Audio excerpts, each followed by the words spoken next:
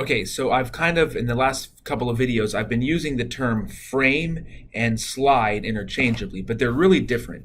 So a frame is kind of, well, a frame is a thing, but conceptually, a frame might consist of several different slides. So let's say you have something where you have a list of three different things you want to talk about. You want to talk about item A, item B, item C. And on one slide, you just want to have item A listed. Then on the next slide, you want to have items A and B. And then on the third slide, items A, B, and C. So you're sort of going along the list like that. So that is all done within one frame, or it should be done within one frame, but it's three different slides.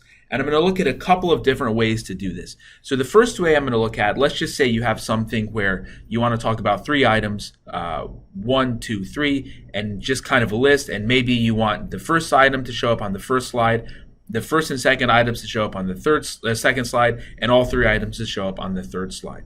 So one way to do this is with beginning with enumerate. So begin, enumerate. And for the item, what you're going to do is the following. So if I'm trying to do something like I've described before, I'm going to put 1 dash and say first item. What this says, whatever number goes here. So let me just do a 1 for now. If I just had a 1, that would say that this is only going to show up on the first slide. If I do a dash, it says I want it to show up on slides, or let's say if I do 1 through 3, this says I want it to show up on slides 1 through 3. If I do 1 dash, it means I want it to show up on slides 1 through the end of this frame. So first item, so let's say I just want this to be on slides 2 and 3. Second item, third item. And let me just put a frame underneath this. Okay, so this is just going to be a blank frame just so you can get a better idea of what I'm saying here. Okay, so this is the title page. Then the next slide, so let me give this another title so it doesn't look like it's so you know it's not the same as the title of the whole slideshow.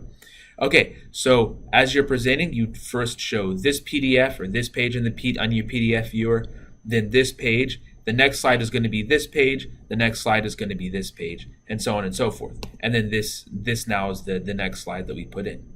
Okay, so let's say you want to have something where on the first slide it just says first item. On the second slide it says second item. On the third slide it says third item. Well, you can come over here and just get rid of the dash. And when we recompile, this is what we'll get. Okay. So first item, second item, third item, and then let's say you want to do something strange. I don't know why you'd want to do this. If you want that first item to be on the first and third page, you'd have first item, second item, first item, third item, and not the second item. Again, I don't know why you would want to do that, but maybe you would. But I'm just, showing you what's going on here. Okay, and there's a way to do this as well without using enumerate. So let's say maybe I've got 3 different theorems that I want to use, but I don't want to use the enumerate environment.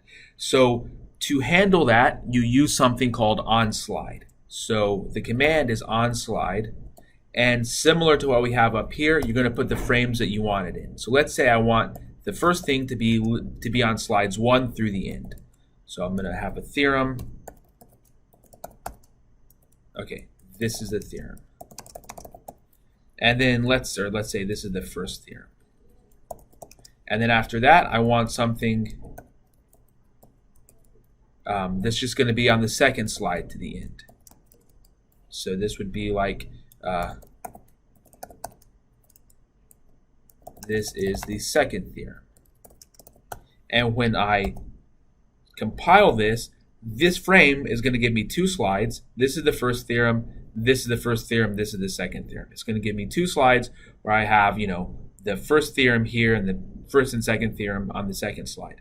So when I do use slideshows sometimes in class, I'll do this on slide thing, and maybe the first slide here, there'll be a problem like find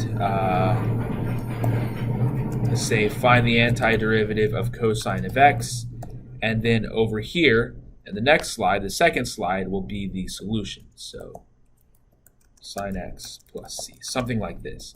So now if you compile it, you show your students, You show your students the slideshow, you have this, and then you give them the second slide where it gives the answer. So this, they have the problem, this is going to be the slide with the answer. And again, you can do similar things. If I just want this on the first slide of the frame and not all of the slides, you do something like this.